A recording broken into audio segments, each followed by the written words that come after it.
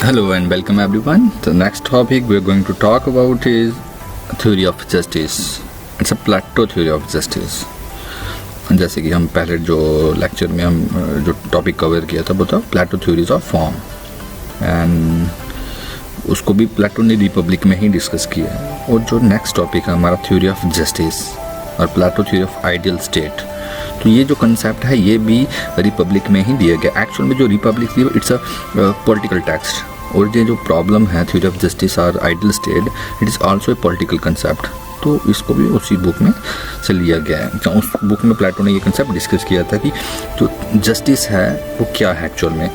तो प्लेटो की अगर बात करें, one search for the meaning of justice in Plato Republic would finally lead to the two definitions. तो मतलब प्लेटो को अगर आप प्लेटो का जो कंसेप्ट है जस्टिस का, अगर आपको इसको समझना है तो आपको you have to prove this 2 points. Plato क्या बोलते हैं, फर्स्ट पॉइंट क्या था, जस्टिस इज हार्मोनी। तो मतलब जो जस्टिस है, जो नैतिकता है, उसका मतलब क्या होता है, हार्मोनी। मतलब अगर कहीं भी बैलेंस है, हार्मोनी का मतलब क्या होता है, बैलेंस। यहाँ क्योस नहीं है, जहाँ कोई भी प्रॉब्लम नहीं है, जहाँ बैलेंस्ड है, अगर कोई भी सिचुएशन, जहाँ कोई सोसाइटी, जहाँ स्टेट, जहाँ एक इंडिविजुअल, तो उसको क्या बोला जाएगा, it is because of justice. And जो सेकेंड पॉइंट है that is justice is doing one own job और वन ओन ड्यूटी। तो मतलब जब हर कोई अपना अपना काम कर रहा है, दैट इज ऑल्सो जस्टिस। क्योंकि हर कोई अपना अपना काम करने का मतलब क्या है यहाँ पे, कि doing one own duty according to own potential.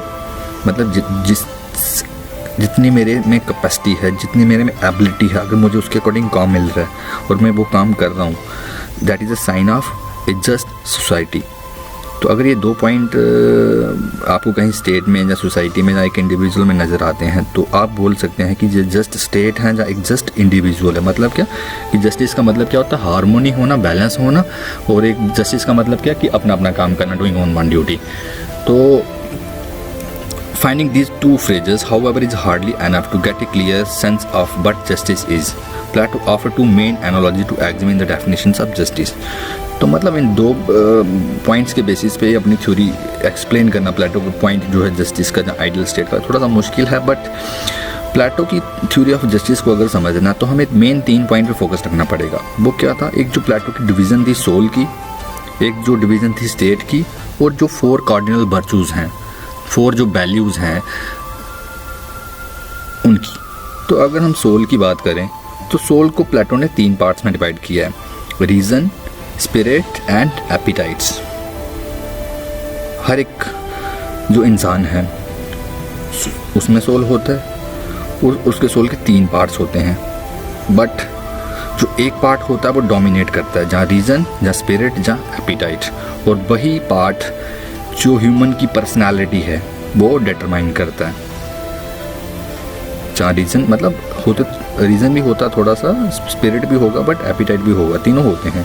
But जो एक फैक्टर है, एक जो पार्ट है वो ज़्यादा डोमिनेट करता है, और वही पार्ट जो है वो इंसान की पर्सनालिटी को डिफाइन करता है। सेकंड, वर्चूज़, कार्डिनल वर्चू जो हमने बोला, वैल्यूज़ अगर जो देखा जाए प्लेटो के अकॉर्डिंग वो 4 हैं, wisdom, courage, self discipline and justice. और अगर हम स्टेट की डिवीज़न की बात करें, प्लेटो ने स्टेट को भी 3 ही पार्ट्स में डिवाइड किया है, रूलर्स, बैरियर्स एंड वर्कर्स। तो हम स्टेट से शुरू करते हैं। तो प्लेटो जो स्टेट की जो मतलब डिवीज़न है, इसको एक्सप्लेन करने के लिए एक एनालॉजी यूज़ करते हैं, the myth of the metals. जैसे हमने थ्योरी ऑफ फॉर्म्स में भी देखा, प्लेटो एलोगोरी ऑफ द केव और मिथ ऑफ द केव उन्होंने यूज़ की थी, ये बताने के लिए कि जो रियलिटी है और जो अपीयरेंस है उसमें एक गैप है, कि there is a difference between phenomena and noumena. और सेम वे में प्लेटो जो कंसेप्ट है अपना स्टेट का, उसको भी डिफाइन करने के लिए एक एनालॉजी देते हैं, मिथ ऑफ द मेटल्स। तो मिथ ऑफ द मेटल्स में क्या बोलते हैं वो, कि जो इंसान है, जो ह्यूमन बीइंग है, उसको जो उसकी जो पर्सनालिटी है उसको डिटरमाइन करते हैं मेटल्स जो हमारी बॉडी में होते हैं। द मिथ है, it's a kind of story जो प्लेटो बता रहे हैं।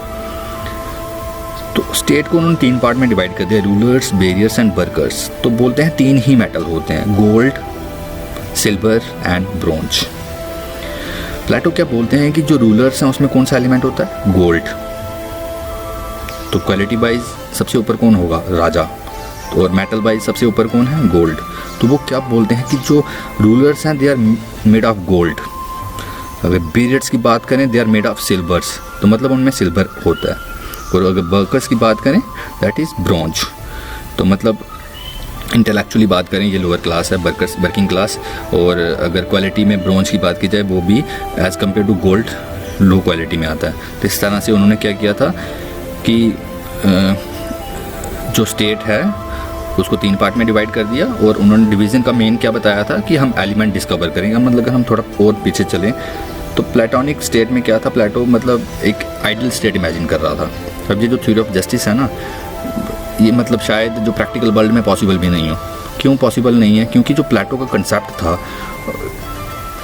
वो आइडियल स्टेट थी। मतलब प्लेटो की इमेजिनेशन है कि ऐसी दुनिया चाहिए जहाँ ऐसे ऐसे काम करें सारे। तो मतलब जो प्लेटो का कंसेप्ट था मेन, अगर उसको हम थोड़ा डिटेल में देखें तो वहाँ में मतलब क्या था, जैसे मतलब फॉर एग्जांपल हम बात करते हैं कि वहाँ पे लोगों को बच्चे पैदा करने की फ्रीडम नहीं थी। वहाँ एक पर्टिकुलर फेयर होता था जहाँ पे मतलब जो हाई ब्रीड जैसे बोलते हैं ना, मतलब जो इंटेलेक्चुअल इंसान हैं, अच्छे समझदार रैशनल, उनकी मीटिंग कराते थे वो। अब कौन किसका हस्बैंड है, कौन किसी की वाइफ है, वो मैटर नहीं करेगा वहाँ पे। वो क्या देखेंगे, जो इंटेलेक्चुअल्स हैं उनकी मीटिंग कराओ, जो अच्छे बॉडी बिल्डर्स हैं उनकी मीटिंग कराओ कि उनको बॉडी बिल्डर चाहिए अच्छे स्ट्रांग, अगर मतलब अच्छा शोल्डर चाहिए, बैरियर चाहिए, तो क्या चाहिए, स्ट्रांग लोग। और अगर वो वीक बंदा मीटिंग करेगा अपनी वाइफ के साथ तो बच्चे वीक ही पैदा होंगे। तो प्लेटो का क्या कंसेप्ट था कि जो स्ट्रांग, अगर आपको इंटेलेक्चुअल चाहिए तो 2 स्ट्रांग लोगों की मीटिंग कराइए, वो बच्चे पैदा करें, मतलब इंटेलेक्चुअली स्ट्रांग हो जो। अगर आपको अच्छे शोल्डर्स चाहिए तो आप 2 अच्छे स्ट्रांग लोगों की मीटिंग कराइए, क्योंकि उनका जो बच्चा होगा वो भी स्ट्रांग हो। तो मतलब इस टाइप की थ्योरीज प्लेटो ने दी थी। जैसे फिर जब बच्चे का बर्थ होगा तो उसको उसके पेरेंट्स रेज नहीं करेंगे। स्टेट रन नर्सरीज होंगी जहाँ पे सारे जैसे बच्चे का बर्थ होगा उसको उठा लिया जाएगा और वहाँ पे सबको इक्वल ट्रीटमेंट दिया जाएगा। चाहे राजा का बच्चा है, चाहे एक सोल्जर का बच्चा है, चाहे एक वर्कर का बच्चा, वहाँ पे तीनों को इक्वली ट्रीट किया जाएगा। तो इक्वल ट्रीटमेंट दिया जाएगा उनको। फिर जब वो रेज हो जाएंगे, बड़े हो जाएंगे, देन उनकी कैपेसिटी जज की जाएगी कि उनमें कौन सा एलिमेंट है, गोल्ड है, सिल्वर है या ब्रोंज है।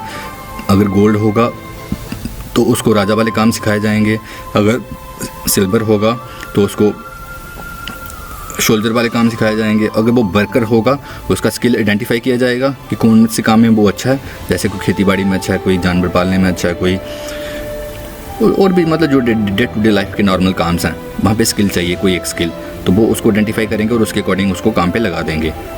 तो मतलब सबसे अच्छी चीज़ जो थी ना, अगर देखें हम प्लेटो की आइडियल स्टेट में, वो क्या थी कि एक राजा का बेटा राजा नहीं बनेगा वहाँ पे। अगर राजा के बेटे में गोल्ड नहीं है, सिल्वर है, तो वो बैरियर्स में जाएगा। अगर बैरियर के बेटे में गोल्ड है तो वो राजा बन जाएगा। ये अच्छी चीज़ थी। बाकी की जो हमने जैसे देखी कि बच्चे का बर्थ होगा और उसको नर्सरी में भेज दिया जाएगा, कोई भी मदर अलाउ नहीं करेगी, चाहे कोई अपनी वाइफ की मीटिंग दूसरे मेल के साथ अलाउ नहीं करेगा कि कोई दूसरा हस्बैंड उसकी वाइफ के साथ बच्चा पैदा करे, ऐसा कभी भी अलाउ नहीं किया। मतलब ये प्लेटो की इमेजिनेशन थी, प्लेटो की आइडियल स्टेट ऐसी वो इमेजिन कर रहे थे कि ऐसी स्टेट हो जहाँ पे मतलब परफेक्ट लोग हों सिर्फ। जैसे मतलब अगर कोई बच्चा इनफिबल है, प्रॉपर नहीं है, तो उसको बोलेगा इसको डिस्ट्रॉय कर दो, किल कर दो, कोई भी मदरसा अलाउ नहीं करेगी। तो अब हम वापस क्वेश्चन पे आते हैं। तो हमने 3 पॉइंट देखे, ये सोल की क्लासिफिकेशन देखी, वैल्यूज़ की क्लासिफिकेशन देखी, वर्चूज़ की, और स्टेट की क्लासिफिकेशन देखी। अब मुझे बताइए जो रीज़न है वो कहाँ डोमिनेट करता है? विजडम में। विजडम क्या होता है? नॉलेज। मतलब नॉलेज के लिए क्या चाहिए? विजडम। और एक राजा को स्टेट चलाने के लिए क्या चाहिए? विजडम। तो मतलब जिन लोगों के सोल में जो अगर रीज़न डोमिनेट कर रहा है उनके पास विजडम होगा और राजा को विजडम चाहिए।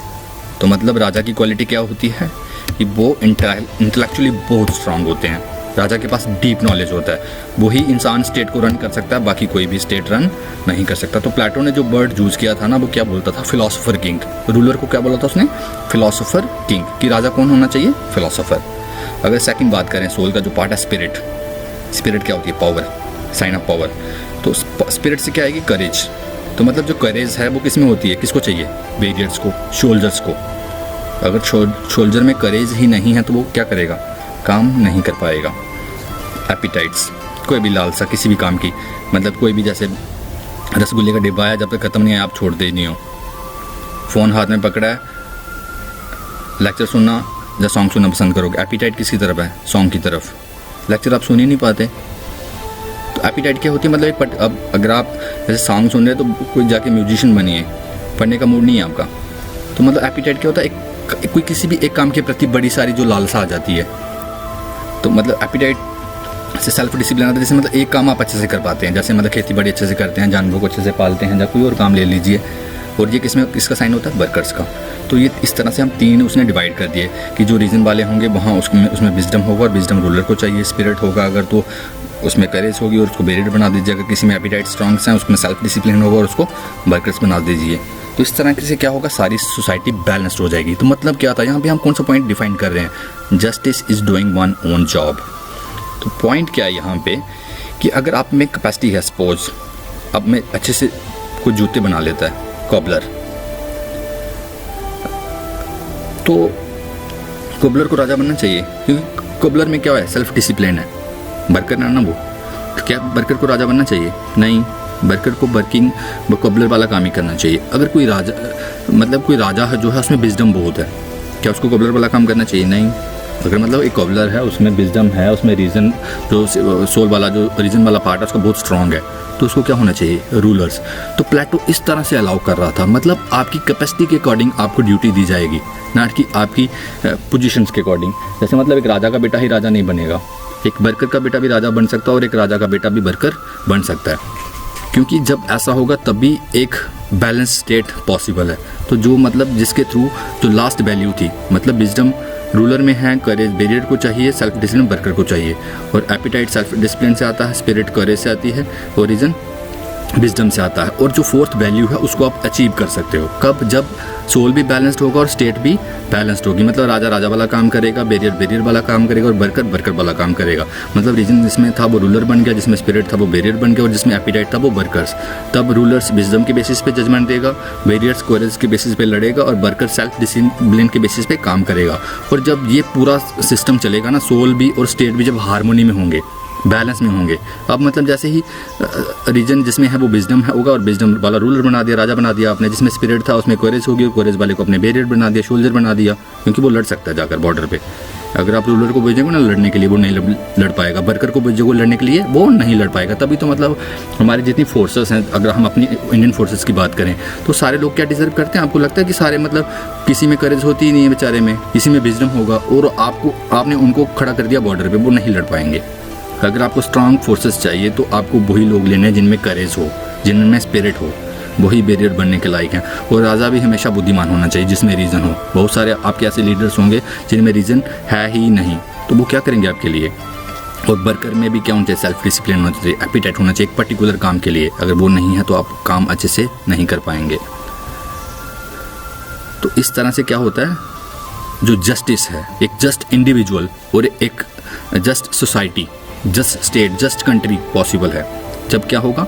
सोल भी बैलेंस्ड है और स्टेट भी बैलेंस, मतलब हार्मोनी अचीव करेंगे आप। हार्मोनी तभी अचीव होगी जब आपका जो मतलब दिल से जो आप चाहते हो ना, वो जब आपको मिल जाए। जब तक आपको वो नहीं मिलेगा तब तक बैलेंस नहीं आएगा।